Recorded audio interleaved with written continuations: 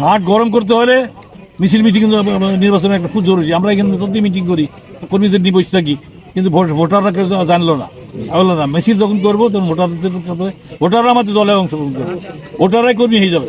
ভোটাররা যখন কর্মী হয়ে যাবে তখন ভোট করা সহজ হয়। কর্মীরা তো কাজ করবি, ভোটাররাও কর্মী হয়ে যাবে। মিছিল করতে করতে একসময় ভোটাররাও, অনেক ভোটার আছে যে যারা আমাদের নেতাদের সেই ভালো কর্মী হয়ে যাবে এই ভোটে, মানে মিছিল করতে গেলে। মিছিলে মাঠ গরম হবে, নারী পুরুষ সবাই জানবে যে ধানের শীষের মিছিল যাচ্ছে। এটা করা দরকার, জরুরি বলে আমি মনে করি। এবং সেই সমাবেশটাই আমাদের প্রার্থী থাকবে এবং আরও যারা নেতৃবৃন্দ আছে তাদেরও আমরা দাওয়াত দিব, সেখানে তারা থাকবে, তারা আমাদের মিটিংয়ে আসবে। এমন হতে পারে যে প্রথমেই আমরা করলাম দৌলতপুর থানায় 14 ইউনিয়নের মিটিং হবে, হয়তো হয়তো এমন হতে পারে 14 দিনের নাও হইতে পারে, হাতে সময় কত কম। এই মাসে আসছে, আজকে হলো 23 তারিখ, 8 দিন, আর ওই মাসে আসছে 10 দিন, মোট 18 দিন সময়। আমরা একটা সমাবেশ করতে চাই, জনসমাবেশ, নির্বাচনী সমাবেশ করতে তো নিষেধ আছে নাকি?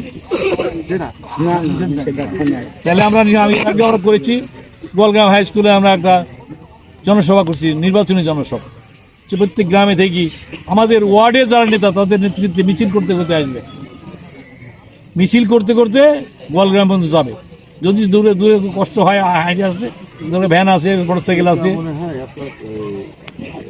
আমার কথা হলো যে এর জন্য প্রস্তুতি নিতে হবে।